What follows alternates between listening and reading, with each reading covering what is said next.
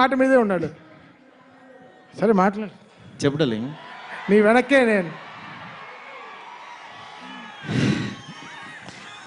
చాలా మాట్లాడాలనుంది, చాలా చెప్పాలనుంది, కాకపోతే అన్నీ చెప్పు డార్లింగ్. నేను వెయిట్ చేస్తా. నీకు చాలా కామెడీగా ఉంది డార్లింగ్. మన అంతే కదా darling. Anyway thank you so much. First of all రెబల్స్కి చాలా చాలా థ్యాంక్స్. ఎందుకంటే నేను తీసిన సినిమాని బిగినింగ్ నుంచి నన్ను ఎంకరేజ్ చేస్తూ ఇంత దూరం తీసుకొచ్చారు. అసలు ఈ సినిమా, ఈ మూమెంటు, ఈ ఈవెంటు ఇక్కడికి వస్తాను అని అనుకుంటున్నానంటే కారణం ఇద్దరే. ఒకళ్ళు నా కింగ్ సైజ్ కట్అవుటు రెబల్ స్టార్, అట్లాగే ఈ సినిమాని మేమెంత ప్రేమించినా సరే వెనకడుగు వేయకుండా మమ్మల్ని నడిపించిన వ్యక్తి విశ్వాసార్. విశ్వాసార్ మీకు ఎప్పటికీ రుణపడి ఉంటాను సార్. ఎందుకనంటే ఆయన లైఫ్ పెట్టేశారు ఈ సినిమాకి. పీపుల్స్ మీడియా మొత్తం, పీపుల్స్ మీడియా స్టాఫ్ కానీ, పీపుల్స్ మీడియాలో పనిచేసే ప్రతి ఒక్కళ్ళు కానీ, మనం ఈరోజు ఏదో ఇది నేను చెప్తున్నాను, ఒక సాదా సీదా ఒక ఫంక్షన్ కాదు ఇది. దీని వెనకాల చాలా చాలా కష్టం ఉంది, అంత ఈజీ కాదు.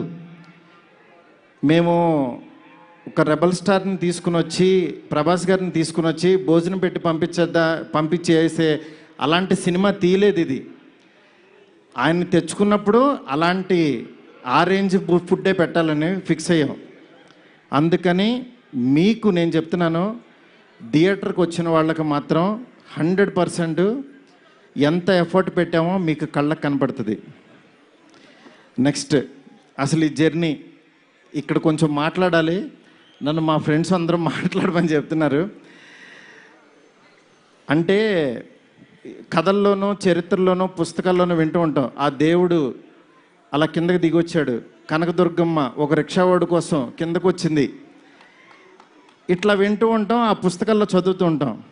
నా రియల్ లైఫ్లో ఆదిపురుష జరుగుతున్నప్పుడు బాంబే నుంచి కాల్ వచ్చింది.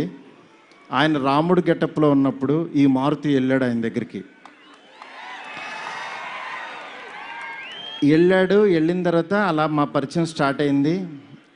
ఆయన ఆ రోజు బాగా నవ్వించానని అనుకున్నాను. కానీ ఆయన అంటే ఆయనకు అసలు అవసరం లేదు. ఎందుకంటే బాహుబలి హీరో.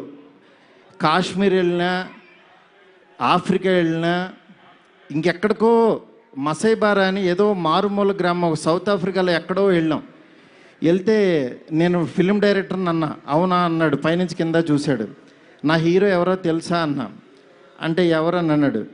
ప్రభాస్ అన్న. ఓ బాహుబలి హీరోనా అన్నాడు. అంటే మసైబారాలో ఒక వేరే జాతి వాళ్ళకు కూడా తెలిసిపోయారు ఆయన. నిజంగా రాజమౌళి గారికి ప్రతి డైరెక్టరు చాలా చాలా చాలా రుణపడి ఉన్నాం. ఎందుకనంటే ఇవాళ పాన్ ఇండియా అని అందరూ కాల్ రేస్కి తిరుగుతున్నాం, కానీ ఒక వ్యక్తి లైఫ్ పెట్టేసి ఒక మీడియం రేంజ్ హీరోని ఒక పాన్ ఇండియాకి పరిచయం చేసి ప్రపంచానికి ఈరోజు ఒక పెద్ద కటౌట్ని నిలబెట్టారు ఆయన. నిజంగా మనం ఒక తెలుగు ఇండస్ట్రీకి ఈరోజు ఒక స్వర్ణయుగం లాంటిది. ఒక సుకుమార్ గారు, ఒక సందీప్ రెడ్డి వంగ, ఒక ప్రభాస్ గారు, అల్లు అర్జును, ఇట్లా అసలు ఎంతమంది, ఎన్టీఆర్ గారు, ఇట్లా రామ్ చరణ్, ఇట్లా ఎంతమంది స్టార్స్ తయారవుతున్నారు. నాలాంటి ఒక మిడ్ రేంజ్ సినిమాలు ఒక 11 సినిమాలు చేశాను. నా రేంజ్లో నేను చేసుకుంటూ వెళ్ళిపోతున్నా. అలాంటి వాడిని కూడా నువ్వు ఇక్కడ కాదురా బాబు, నువ్వు రెబల్ యూనివర్సిటీలో జాయిన్ అవ్వు, నువ్వు పెద్దోడవు అని ఆ వ్యక్తి తీసుకొచ్చి నన్ను ఇక్కడ నుంచోబెట్టారు. ఈరోజు నిలబడి మాట్లాడుతున్నా.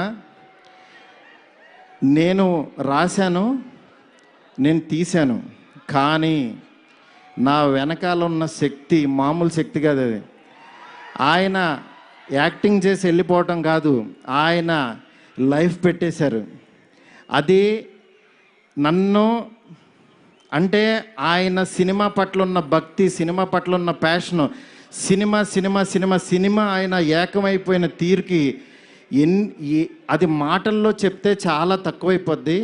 నేను ఏదో కావాలని ఇట్లా పొగుడుతున్నట్టే ఇదని కాదు, ఆయన వేరే, ఆయన సినిమాతో ఏకమైపోయారు. మీ అందరు మనసుల్లో ఉన్నారు. ఆయన ఆ ప్రతిరూపం ఇవాళ ఎదురుగుండా మన ఎదురుగుండా కూర్చుంది అంతే. ఇలాంటి దీంట్లో ఈ రాజాసాబు 3 years తర్వాత చాలా కష్టపడి ఇక్కడ దాకా తీసుకొచ్చాం. మాకు పండక్కి మీ అందరికీ మిమ్మల్ని ఎంటర్టైన్ చేయాలని ఒకటే ఆకాంక్షతోటి వేరే వేరే సినిమాలు చాలా ఉన్నా సరే అన్నిటి మధ్యలోకి ఇంత పెద్ద బడ్జెట్ సినిమాని చాలా ధైర్యంగా విశ్వప్రసాద్ గారు తీసుకొచ్చారు మీ ముందుకి. డెఫినెట్గా ఇది ఆల్ లాంగ్వేజెస్ మామూలుగా ఉండదు సినిమా, ఎందుకంటే ఈ జోనర్లో అంత పొటెన్షియాలిటీ ఉంది. నెక్స్ట్ ఈ జోనర్ నెక్స్ట్ లెవెల్కి తీయగలిగాం. అలాగే నార్త్లో అనిల్ తడాని గారు రిలీజ్ చేస్తున్నారు, ఇక్కడ మైత్రి ఫిలిమ్స్ ద్వారా రిలీజ్ అవుతుంది.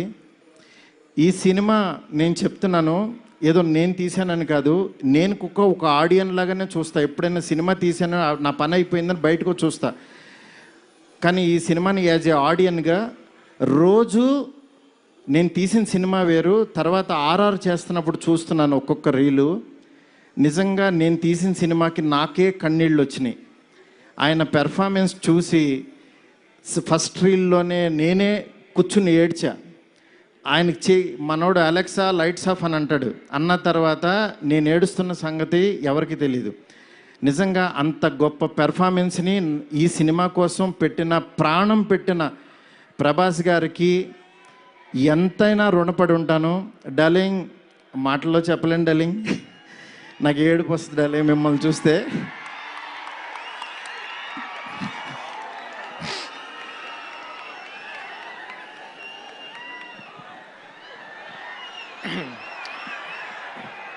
ఏ ఇష్యూనైనా టిష్యూ లాగా చూస్తావు, నువ్వు ఏడుస్తే బాధగా ఉండాలి.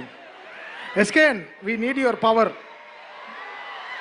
ఇంకా ఇప్పడానికి ఏం లేదు, షర్ట్ ఇప్పటి యూ డిడ్ సంథింగ్ డార్లింగ్. నేను మీకు తెలీదు, ఎవరన్నా చనిపోయినా ఏడవను, ఎందుకంటే వెళ్ళి కాసేపు చూసుకుని చావు కామన్ కదా అనుకుని వచ్చేస్తూ ఉంటా జనరల్గా.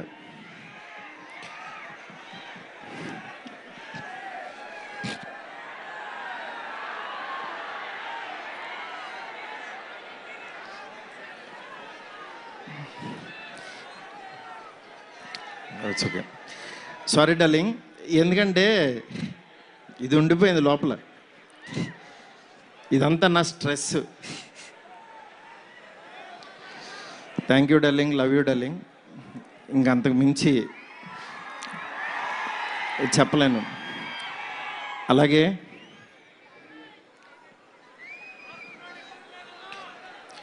ఈ సినిమాకి మాలవిక, నిధి, రిధి ఒక్కళ్ళు కాదు, ప్రభాస్, సీనన్న, నెక్స్ట్ అట్లా ప్రతి ఒక్కళ్ళు చాలా ఎంత ఎఫర్ట్ పెట్టారు. Thank you so much. మీరు ఎదురుగుండా ఉంటే నా వల్ల కాదు.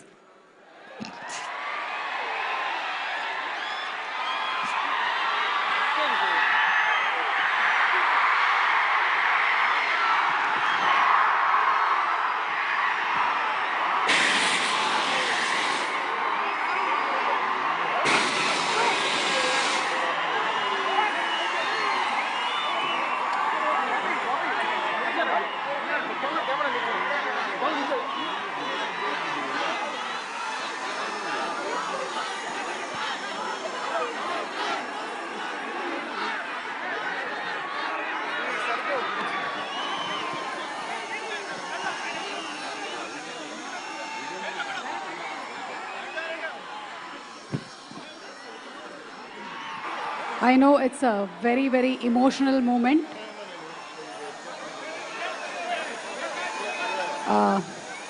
Maruti Garu, almost 3 years of journey. 3 years of friendship, 3 years of love. Thank 3 సంవత్సరాలు కష్టం బయటకు వచ్చి.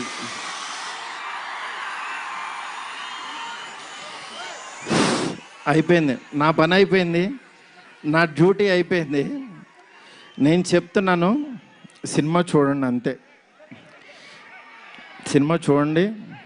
సినిమాలో మిమ్మల్ని ఎక్కడన్నా 1% డిస్సాటిస్ఫాక్షన్ చేసినా నా ఇంటి అడ్రస్ పెడతా, రండి. 1% రెబల్స్ కానీ, ఫ్యాన్స్ కానీ, ఫ్యామిలీస్ కానీ ఈయన్ని ప్రేమించే